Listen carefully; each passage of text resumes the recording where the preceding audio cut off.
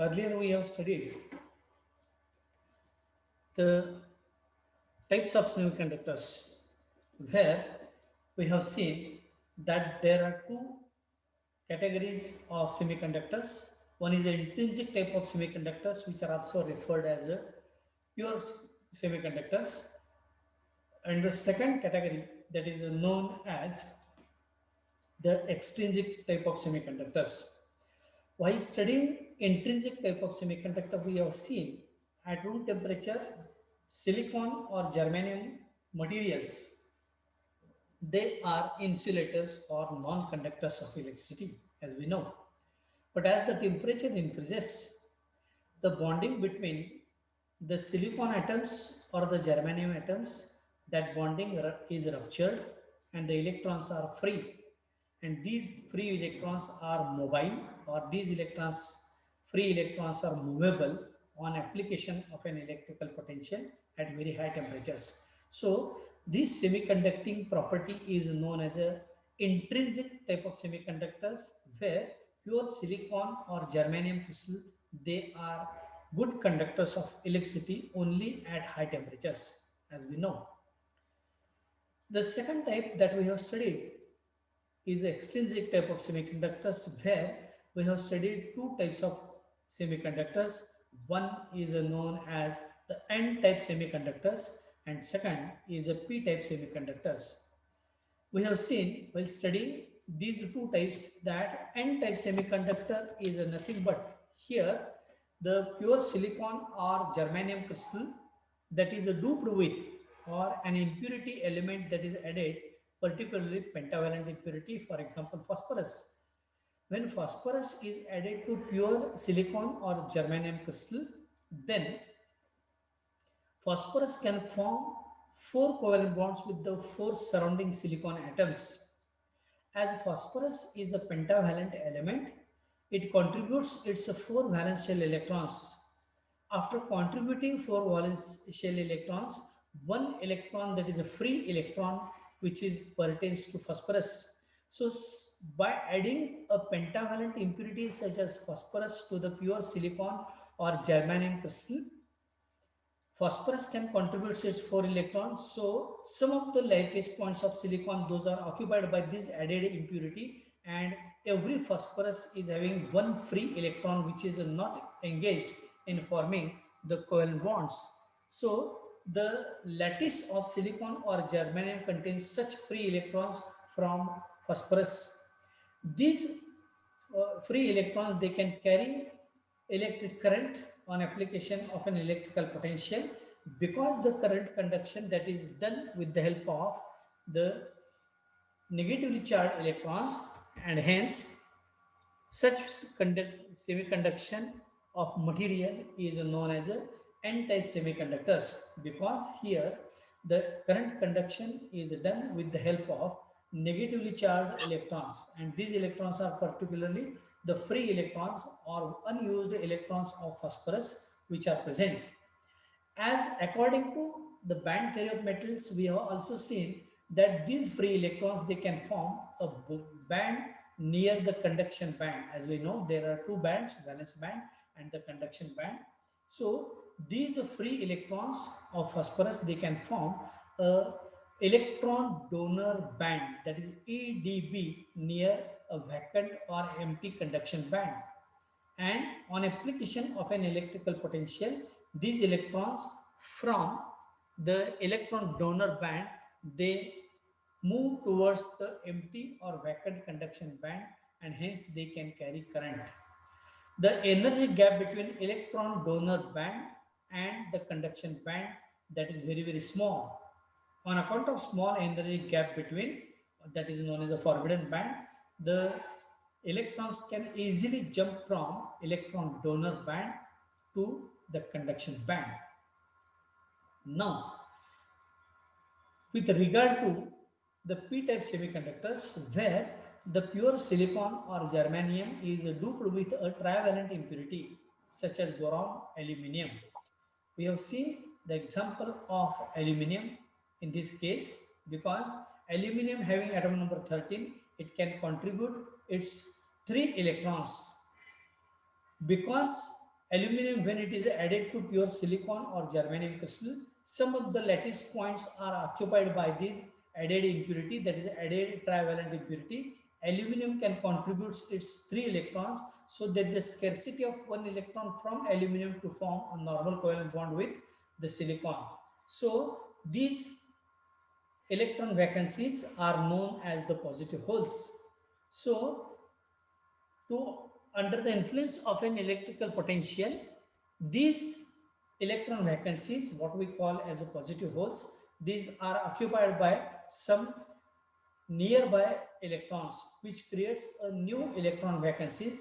Thus a positive hole moves towards the negative terminal and electron towards the positive terminal. So because of movement of a positive hole, that is electron vacancy, the current conduction is done. According to band theory of metals, that these electron vacancies or positive holes, they can form a band near the valence band, that is known as electron acceptor band. In the previous case we have seen, due to one electron that is extra, and hence it can form a electron donor band. But in this case there is a scarcity of electron vacancies are there, and hence these positive holes, they can form a electron acceptor band near the valence band. So the energy gap between the electron acceptor band EAB, this forbidden band between EAB, electron acceptor band, and the valence band is very small, and hence the electrons from valence band, as we know, valence band is completely filled. So electrons from valence band can easily jump or easily move to this electron acceptor band, and hence current conduction is carried out. So this is how we have seen the two main differences between the N type and P type semiconductors. So what are these, what, where, or the how these, either of these N type or P type semiconductors are used? As we know, the current era is an electronic era.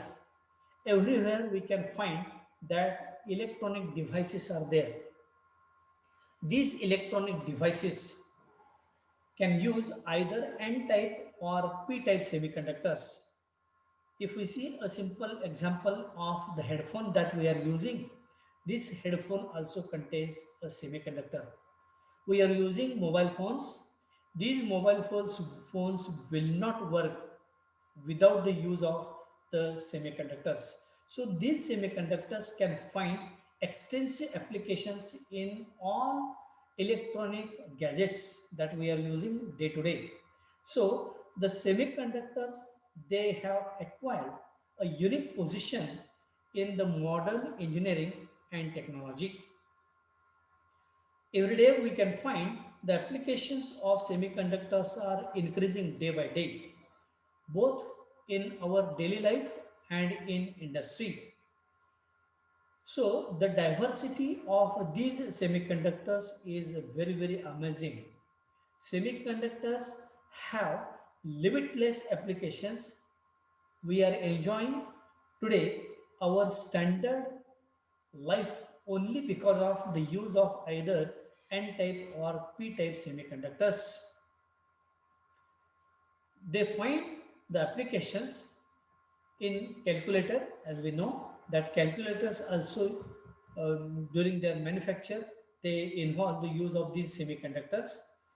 Electronic watches that we are using in homes or in on our wrist, that also having these semiconductors. The TV sets, the hearing aids, the thermocouple means where temperature control is very essential. These thermocouples, they are also having these semiconductors. For the charging of various batteries, these semiconductors are also used. And we know, perhaps you might have heard, that the process of electroplating, plating of a superior metal on the base metal. For example, if we want to give a silver coating on the metal, such as iron, then the iron is starts to corrode very rapidly. In order to increase the uh, utility value of iron or the decorative value of this iron, if it is coated with silver, then silver protects the underlying metal. So this coating that is known as electroplating. During this electroplating process, the semiconductors play a very important role. We are aware that we are using refrigerators in our homes. These refrigerators, the temperature control that holds the control of the temperature inside the refrigerators, that is also carried out with the help of these semiconductors. So semiconductors are playing a very vital role in our day-to-day life, also in various industries. In addition to semiconductors, they also find several applications in the general life, that is to control the current intensity and voltage to desired extent. Suppose if we want to control the current intensity for a particular device, then semiconductors play a very important. So this is one of the most important general application. Semiconductors are also used to protect high voltage transmission lines from over voltage. Sometimes, due to some reasons, high voltage may be observed. Because of this high voltage, sometimes the electronic devices may burn. In order to avoid such burning or malfunctioning of the electronic devices, these semiconductors, they are used and they protect the electronic devices also. Semiconductors are also used to convert the sound energy into electrical energy and electrical energy into sound energy. So these devices to convert sound energy to electrical energy and vice versa, semiconductors also play a vital role. Also, semiconductors, they are used to convert heat energy into electrical energy, that is the solar panels we are using. So here the heat energy that is converted into electrical energy, these solar panels, they are having the semiconductors. So these semiconductors also play a very important role in converting the heat energy into the electrical energy. They are also used to enhance the rate of chemical reactions in chemical processes. Thus, semiconductors can act as catalysts in some chemical reactions also. So, we have seen that there are limitless, countless unique applications of these semiconductors. So, nowadays, without the use of these semiconductors, the manufacture of the electronic gadgets or the electronic devices is rather next to impossible. So these semiconductors are nowadays part and parcel of the electronic devices. So this is all about the different applications of semiconductors. We are going to proceed the next aspect of today's lecture, that is ceramic superconductors. Nowadays, these ceramic conductors, ceramic superconductors, they are also used in different walks of life. As we know that perhaps you might have heard that nowadays in India, bullet trains are running. These bullet trains, these are again the outcome of the, the ceramic superconductors. So the advent of ceramic superconductor is nowadays noteworthy. The first ceramic superconductor was reported in the year 1964. In the early stages, the ceramic superconductors for which the temperature required is very, very low and hence are known as cool ceramic superconductors because they require very low temperatures. Under the influence of low temperatures, these superconductors can work very efficiently. So, the materials which can conduct the electricity from one end to another end without resistance, These materials are known as superconductors. So, in brief, the superconductors are nothing but these are the materials. They can carry huge quantity of electricity from one end to another end without resistance. The word I mean resistance is that there is a no loss. For example, if we take for instance the point of generation of electricity and to the point of the distribution of this electricity to any home or any industry. During this transmission of an electricity from its source to the industry, losses are observed. That means if we pass 100% of electricity from the source of electricity, then at the end of this electricity, that is for the industry, when it is transmitted, only 80% of this electricity that reach to industry, or that 80% of, just a minute, I am having one important call, just a minute.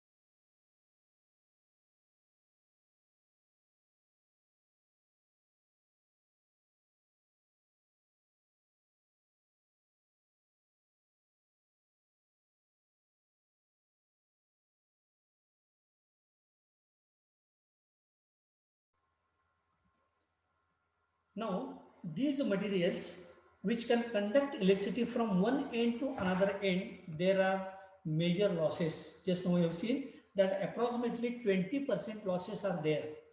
In order to avoid the losses during the transmission of electric energy from one end to another end, certain materials are used. These materials are known as superconductors. So there is a much more difference between the conductor and superconductor. During the process of conduction, there are losses observed. But during the conduction of electrical energy from one end to another end, no loss is observed. Almost 100% electricity is transmitted from one end to another end. That means we are using in our home copper or aluminum wires for the electrical conductance. During this transmission of electric current through copper or aluminum wires, approximate 20% losses are observed. But in place of copper or aluminum wires, if we use superconducting materials, then they can conduct the electricity without loss. That is, no resistance is observed. So, the simpler definition of superconductor is that these are the materials they can conduct electricity without resistance is known as the superconductors. As we know that the metals are good conductors of electricity and their conductivity increases as the temperature decreases. This is proved according to the different researches in the early days.